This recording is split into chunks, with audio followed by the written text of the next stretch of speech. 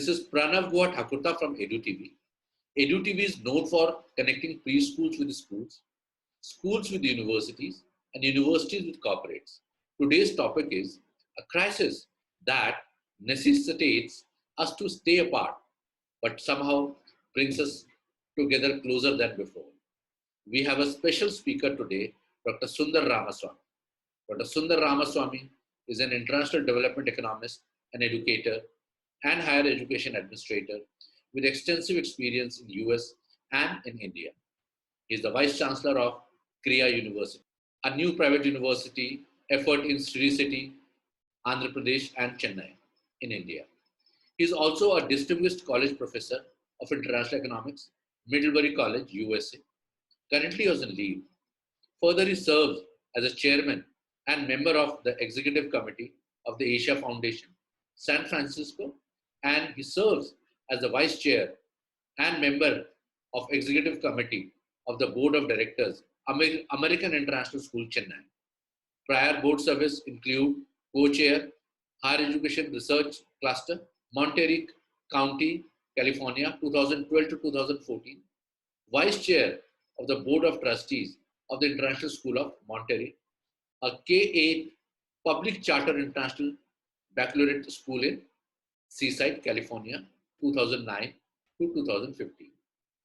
The Vienna Center for Disarmament and Non-Proliferation, 2011 to 2015. And an ex officio member of the Board of Trustees of the Monterey Institute of International Studies, a graduate school of Middlebury College, Monterey, California, 2009-2015. He is the rich man in the world of top 10. Dr. Sunder Ramaswamy received his bachelor's degree in economics honors from the prestigious St. Stephen's College, University of Delhi in India. He was ranked first in Part 3rd Economics and fourth in overall university examination, 1982-84. He was awarded a merit scholarship by the Central Board of Secondary Education, India, for securing 5th rank in senior secondary school examination, 1981. Dr. Ramaswamy received his PhD in economics from Purdue University, MA in economics from Delhi School of Economics, MS from Purdue University, US. And the topic is a crisis that necessitates us to stay apart, but somehow brings us together closer than before. Welcome, sir. Welcome, Dr. Sunder Ramaswamy. Good afternoon, Pranav. Thank you for having me on EduTV.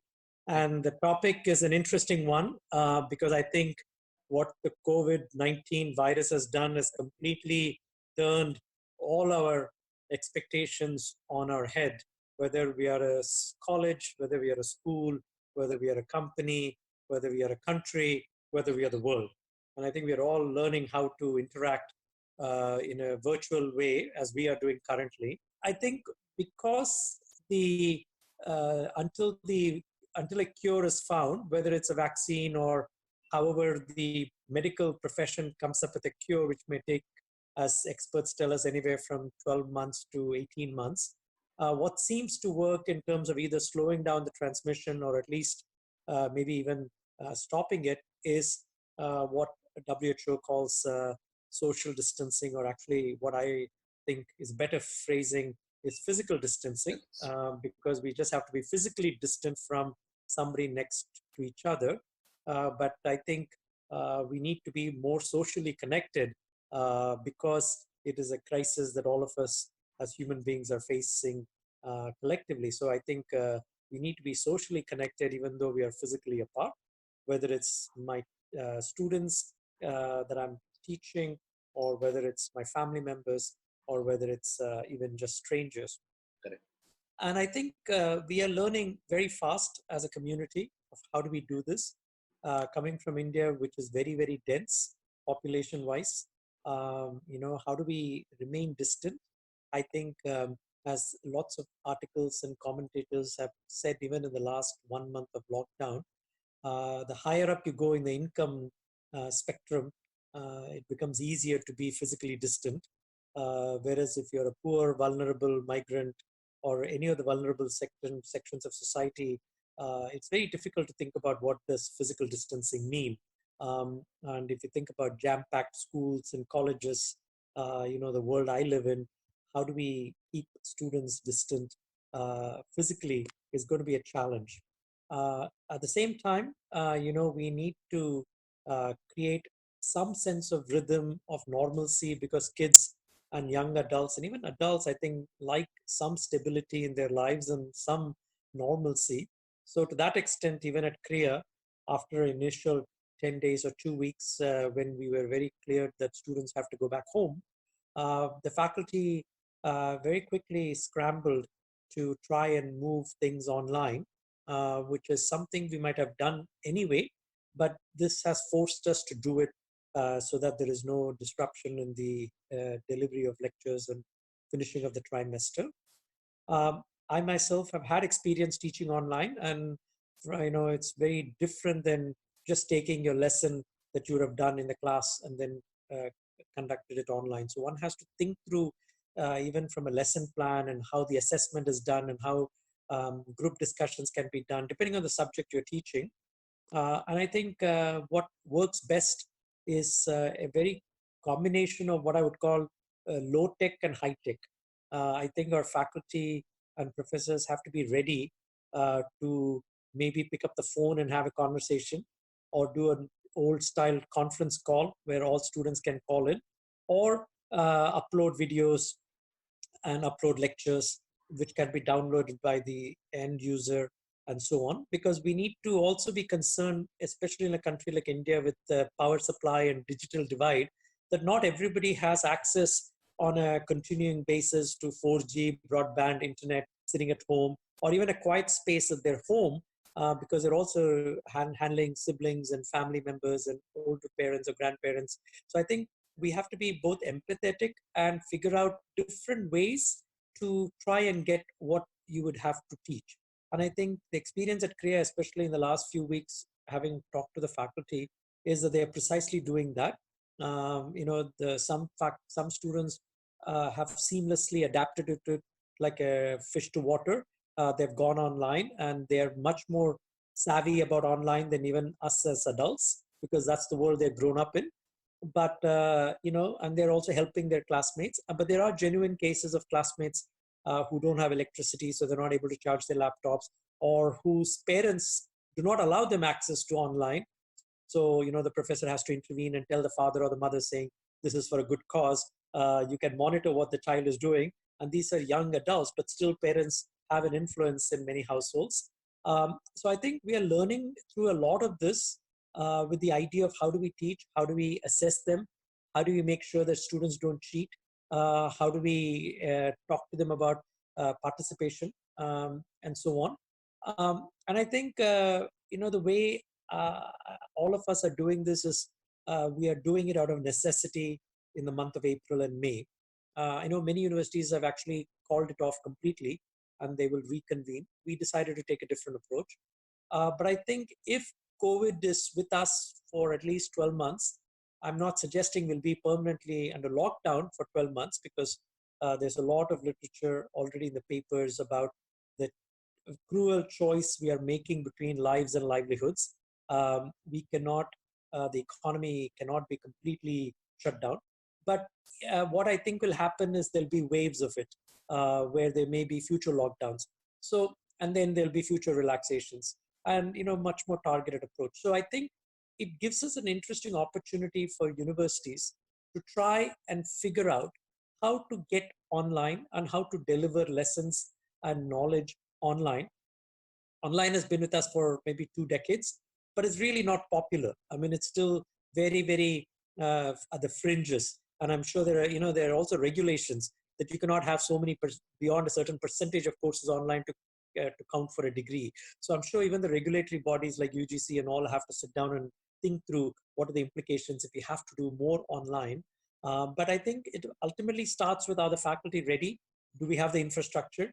Are the students ready? And I think it'll call for a huge sea change of how we think about pedagogy, how we think about learning outcomes. But I think in an era where we may have to be physically distant, I think finding ways to bring uh, college communities or school communities closer together, to serve a larger purpose, to create a sense of solidarity. I think I am all for it. If you can continue to do more of this, I think we will come out at the other end of COVID better, and maybe have options for distance educations, and actually take distance education seriously. Even corporates might look at students coming with distance education seriously when they're hiring them, rather than only look for people who've gone through an on-site physical presence college university setting. So I think there'll be a huge number of changes, which is, if you have a historical perspective, throughout history, we have had such pandemics, we have had such disruptions, and always through all the crisis and churn, society adjusts and comes with a different equilibrium, or what people are calling a new normal. We will not be the same unless COVID disappears in the next few months very dramatically, which I don't see happening. But if it lasts long, we will obviously have to make some changes in how we interact with each other, as faculty, as students, as peers, and as even as employees, as corporates. And I think a lot of it will be for the good. And I think the only hope is that we think through very carefully what the various ramifications of what we're trying to do. I think we are in a very reactive mode right now, which is understandable. But the longer this continues, I think it allows us to regroup, reflect, and think about how do we conduct ourselves even in an office setting? And when do we need to be physically present? When can we do things online? Because ultimately, as Aristotle said, man is a social animal. We really want to interact with other people. So while we are enduring this lockdown, we cannot live like this for a long period of time. And we will want to, and so societies have to find this balancing act, because the more it continues, people will try and find ways to break rules. At the same time, they realize the cost of breaking rules is, in this case, can be dramatically serious medical consequences. And of course, how long can you continue to lock down? Because it affects psychologically one's mental makeup. It affects the ability to earn an income. Many of us have jobs that can go online, but what about all those millions of people who cannot work online? They have to actually work physically. And are we ready for that? And I think this is a dilemma that every country and every state government, every local government is dealing with. And rightfully, this choice between lives and livelihoods is a right one. I think I have no problem in maybe overreacting. People are being critical also of the overreaction. But I think given the fact that there's a very contagious element to this COVID, we needed to act, and it's better to act more dramatically and then ease up later. I have no problem what the various governments did.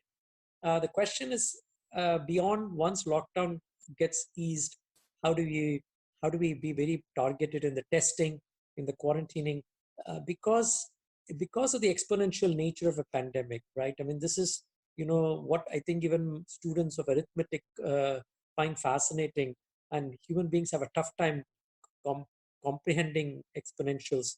As an economist, I used to teach my students, and if the Indian economy would grow from 3% to 4%, and they'll say, but that's only 1%. But that 1% compounding over a long period of time actually can be dramatic. And so I think we are also learning what we should have learned maybe in school. When you have 100 cases today, and if you don't watch out, the 100 cases can become 30,000 very quickly. Which is, which beyond the normal human comprehension, which comprehends things linearly. But to comprehend exponents, it's not easy for the average human brain to, because we don't deal with exponents that normally. And so I think, I can see why governments have had to really clamp down. But as I said, and as a development economist, I look at these sort of issues of poverty, inequality. I do worry that as is happening in the US, it's happening in other countries too, Singapore, that the lower sections of society are facing the brunt of COVID far more than the middle and the upper section. So unfortunately, there's a class, or in the US, there's a race dimension. In India, I know the Prime Minister has said COVID doesn't acknowledge religion, class, caste, and I think he's fairly correct in saying that.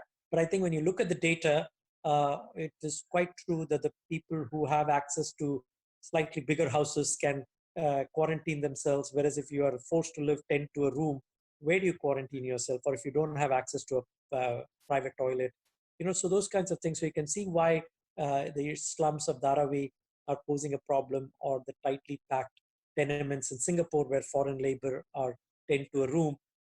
So I think countries are also having to grapple with this, maybe what you would call investments that should have been made in health and education uh, over the last 50 years, and is now catching up with us, because this is such a crisis of such magnitude. It started out, and it still is a public health medical crisis. But I'm not saying this because I'm an economist, but I think the economic dimensions of this crisis will have ripples far beyond the medical effect. And so we are unfortunately facing two sets of crises, the medical one on the one hand, the biological medical one, the other is the economic one. And I think both are unfortunately causing a havoc with how we're going to organize ourselves as a society. And right now, we are just living through on a day to day. But I think having a strategy of how do we jumpstart the economy, how can we jumpstart the economy, who will buy the products? I mean, China shows us an interesting example. They have lifted the lockdown, and suppliers are willing, but demanders are not willing to buy, because they're not sure whether they'll have the job, or they're not willing to go to a restaurant because they're still afraid. So a restaurant can be open, but if nobody's going to go there to eat, so I think it's a question of confidence, and public confidence is it's not something one can define, and it takes time, it takes a lot of effort, it takes a lot of data and convictions for the average person to say, okay, I feel like now I can go back to embracing my old ways and spend money. My job is safe. I am not going to contract it, and so on. And of course, I know there are some people who say we shouldn't run away scared, because after all, we've had so many illnesses. We have lived through polio and smallpox and flu epidemic of 1918, 1920. Fair enough. But I think what makes this is because it is a contagion. And contagions, whether it's an economic contagion or whether it's a medical contagion, the reason it's contagions is because it jumps from one to another. So, people have erroneously said, why are we behaving so drastically about COVID? After all, more people die on a day-to-day basis in road accidents, which is true. In India, the road accidents are pollution, right? But that's not contagious. Unless you cause a traffic jam and what they call a head-on pile-up of cars, my killing somebody or my getting killed in a road accident doesn't have somebody else also. Whereas the problem of the contagion is and then the exponential nature of it, it ripples through the society. And so I think there are some false analogies of people saying, why are we overreacting? After all, we didn't overreact to driving, and we didn't say nobody should drive. People are still driving and getting killed in India in record numbers, or we have not cured the pollution in Delhi and people are dying with asthma. Yeah, all of that is true. But I think this is a contagious. And so we realize that the flip side of contagious is that we can all, even though we are all may want to behave as individuals, this is going to ask us all to behave as a community or behave as a society. And so it's an interesting challenge for us, whether we live in a small village, small city, small country. How do we behave, and how do we get neighbors to also behave?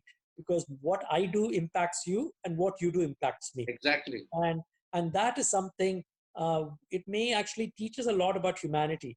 It may actually teach us a lot that, I have to have faith in you and you have to have faith in me. And that's how collectively we become better off.